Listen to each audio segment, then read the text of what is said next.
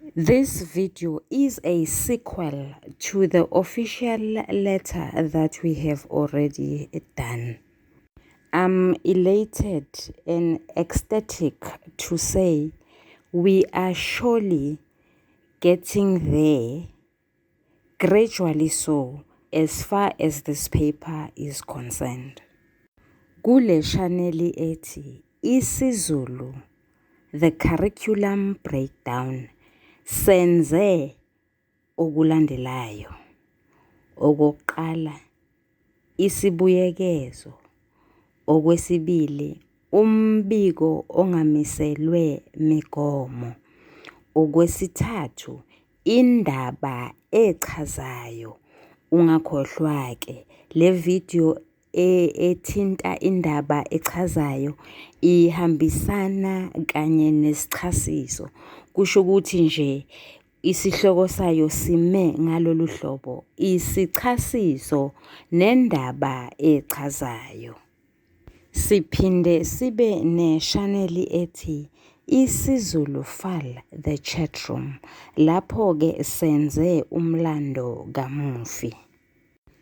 Kule chaneli ethi isiZulu Grade 12 Intervention kwenziwe izindaba isiqephu A, kwaba namavidiyo amabili. Eyokuqala yenziwe ngumama ukaBhengu Zuma, eyesibili yenziwa imina. Siphinde sithole incwadi yobungani.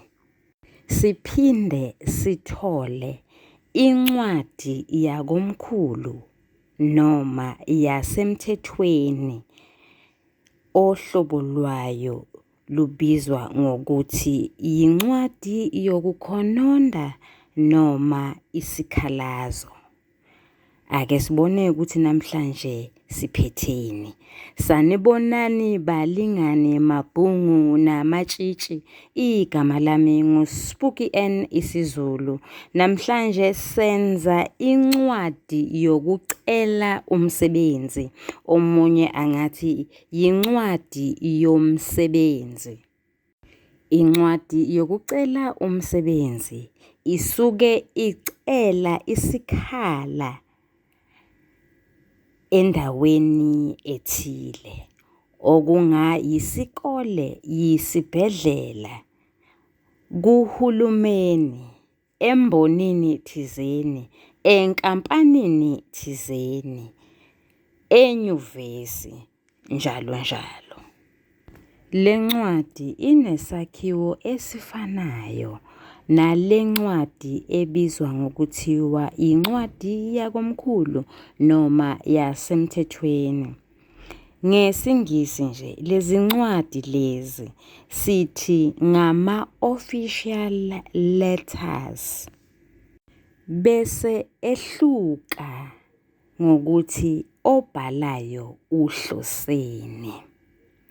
Uma ngabe inhloso ukulungisa izindaba zomphakathi, kusho ukuthi ke manje leyo ncwadi leyo kuzobe kuyincwadi ebizwa ngokuthiwa eyasemthethweni noma yakomkhulu. Uma kuyincwadi yokucela isikhala endaweni ethile, kuzoba yincwadi yomsebenzi noma yokucela umsebenzi. Ngakho-ke kuzoba namakheli amabili. Ikheli yokuqala yileyo yalowo obhalayo.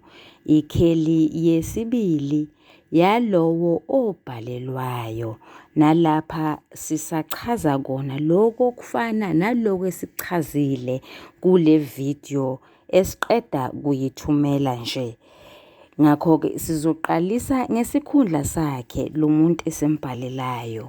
Uma kungumaqhuzu wasesikoleni esithize noma iqhude laleso sikole, sizobhala ukuthi thishanhloko.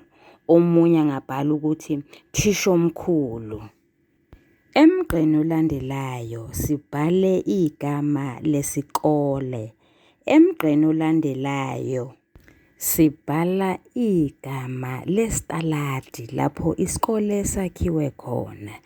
Uma ngabe isikole sisebenzisa ibhokisi laseposini, sizobhala u-box. Uma ngabe isikole sisebenzisa u-private bag, sizobhala khona lokho. Ungakhohlwa-ke, ungalubhali usuku nenyanga nonyaka.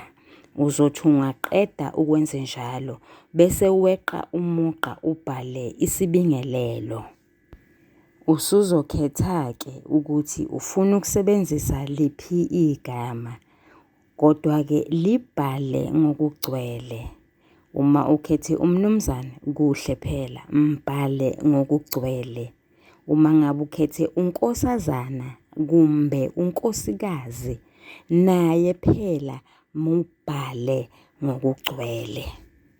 Akuze kungakuhle, ikakhulukazi uma ubhalela umuntu ongamazi bese usebenzisa isifinyezo uthi mnu noma uthi NKK noma uthi NKSZ. Ngathi sengiyambona-ke umfundi athi hhayi ngiyamazi lowo ungunkosazana Sibisi. Bese-ke umuntu abhale ukuthi-ke manje NKSZ. Khumbula phela lo muntu ombhalelayo uyamhlonipha. Ngakho-ke bhala isibingelelo ngegama eligcwele. Uzokweqa ulayini noma umugqa bese ubhala isihloko. Uma ngabe usebenzise osonhlamvukazi, isihloko sakho awuzukusidwebela. Kodwa-ke uma ngabe usebenzise amagama amancane uzosidwebela. Ungakhohlwa-ke ukuthi emagameni amancane kubalulekile ukuthi uhlamvu lokuqala lwegama ngalinye lubhalwe ngosonhlamvukazi.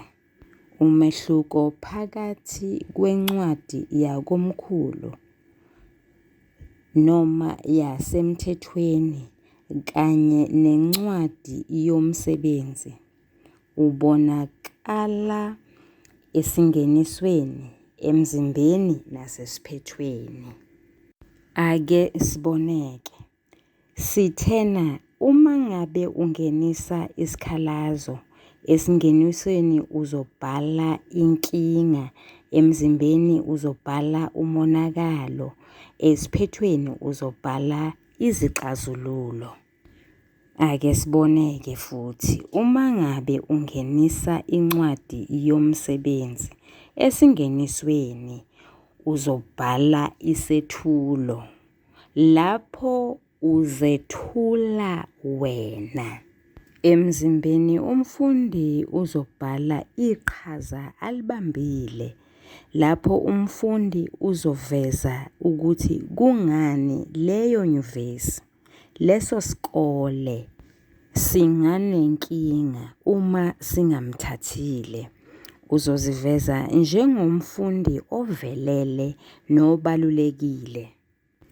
Esiphethweni umfundi uzoveza izinto azenza eceleni, kodwa qaphele ukuthi ziyahambisana nomyalelo noma nombuzo onikeziwe noma obuziwe. Ake siboneke.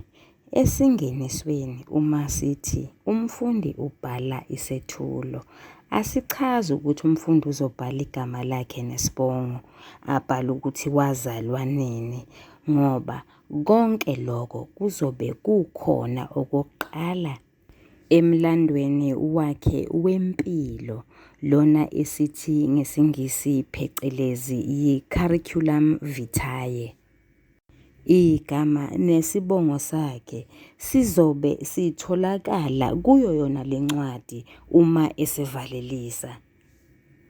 Ngakho-ke kufanele ukuthi umfundi aqikelele ekutheni akacevuzi. Nasi-ke isibonelo lapha ngizosebenzisa uSpooky N isiZulu. Asimbone ukuthi uzethula kanjani. Ngiwuthisha wesiZulu. Ngifundisa ngakhe amakhono olimini. Ephepheni lesi-3, ngakha ikhono engqondweni yomfundi elithi umbhalo omude odlulisa umlayezo ngamunye unesakhiwo esihlukile.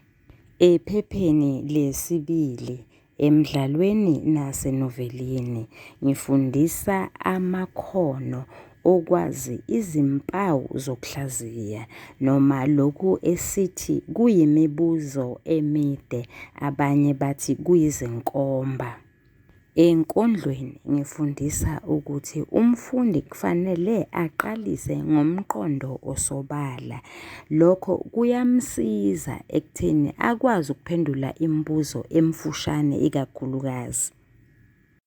Ngoba uma esazi ukuthi le nkondlo ikhuluma ngani noma ithini imbongi, ubese ekwazi ukuphendula imibuzo engathinta ukuxhumana siqalo kanye nomoya, noma umbuzo ongathinta ukuphindaphinda ngoba useyazi ukuthi le nkondlo ikhuluma ngani. Ephepheni lokuqala embuzweni wesi-3, lapho sithola khona ukuhlaziywa kwesikhangisi, ngifundisa ukuthi isikhangisi sithinta izinto eziyishumi 2. Lokho kwenza ukuthi umfundi angakhohlwa ukuthi kukhulunywa ngani. Ukuhlaziywa kwekhathuni okungumbuzo wesi-4, ngifundisa ukuthi ikhathuni ithinta izinto ezi5 ukuze umfundi angaphinde akhohlwe. Ezinye izifundo engingazifundisa yisiNgisi kanye neHistory. I-Agricultural Sciences ngayifundisa ngoba ngangiphoqelekile. Kusho ukuthi kimina ayikho nayinye into eyingqinamba. Uma ngabe nje ngizimisele ukuyenza ngiyakwazi. Ngayifundisa i-Agricultural Sciences futhi abafundi bami bebethola ama-symbol. Lokhu namhlanje esithi ngama-level athe caca. Ngenxa yokuthi ngihlonipha umuntu omdala kunami, ngiphinde ngihloniphe umuntu omncane kunami, ngiyakwazi ukwakha ubudlelwano obuhle nabantu engisebenza nabo kanye nabantu engisebenza ngabo. Ngizothi uma sengiqede ukwenza njalo, bese ngeqa ulayini, ngibhale umzimba. Khumbula-ke sitheni? Sithe emzimbeni ngizogqamisa iqhaza engilibambile. Kanjani? Ake siboneke. Izingane engizifundisile phambilini zingabantu abavelele emphakathini. Ngenxa yokuthi ngakha amakhono okubhala, kunabafundi abaningi abaqeqeshwa baba ngababhali banamuhla. Ngenxa yokuthi ngakha ikhono lokukhuluma, kunabafundi abaningi abazimbongi, kunabafundi abaningi abazikhulumi ezigqamile emphakathini, njengalabo esithi phecelezi bangama-motivational speakers. Omunye wabo ngingabala lowo osewadlula emhlabeni, uDr. John Dibane. Phela lona kwakungudokotela wezokwelapha, kodwa ngoba lekhono ngalakha laphila engqondweni yakhe, wabona ukuthi alisebenzise. Ngokuzwa kwami, uma ngabe nje ethe ukukuvakashela, ubebiza $8,000 ngehora. Ngenxa yokuthi ngakha amakhono okulalela, baningi abafundi abafundela ukuba ngama-social workers, abanye baba ngama-psychologists. Ngenxa yokuthi ngakha amakhono amayelana nezimiso zokusetshenziswa kolimi, abafundi abanye baya ebuthisheleni. Ngenkathi ngifundisa Ongoye High School kwaDlangezwa esifundazweni saKwaZulu, ngangikhiqiza imiphumela emihle kakhulu. IsiZulu lesi abafundi bami bebengasibhala ngisho belele. Ake ngeqe ulayini ngibhale isiphetho. Khumbula-ke, esiphethweni sithe uzobhala ezinye izinto ozenza eceleni. Ngakho-ke ngizobhala ukuthi ukufundisa angigcini egunjini lokufundisa kuphela. Ngiphinde ngifundise futhi nakwezinye izindlela zokuxhumana ezikhona namhlanje ngenxa yeteknoloji. Ngifundisa ku-YouTube, nginamashaneli 3. Eyokuqala ithi isiZulu Grade 12 Intervention. Eyesibili ithi isiZulu The Curriculum Breakdown. Eyesithathu ithi isiZulu Fal The Chatroom. Ngingomunye wababhali owahlanganyela ekudidiyeleni incwadi kathisha nencwadi yomfundi osihloko sayo sithi Inkanyezi, eshicilelwe ngabakwa-Oxford University Press. Ngizothi ngingaqeda ukwenzenjalo ngeqe ulayini bese ngivalelisa. Ngiyazi-ke uyazi ukuthi zimbili izinto ezenziwayo. Ngizobhala ukuthi yimina ozithobayo, bese ngibhala ukuthi uSpooky N Masondo. Ngiyabonga, usale kahle. Ungakhohlwa ukusubscribe amashaneli 3. Eyokuqala ithi isiZulu The Curriculum Breakdown. Eyesibili ithi isiZulu Grade 12 Intervention. Eyesithathu ithi isiZulu Fal The Chatroom. Uyathandwa.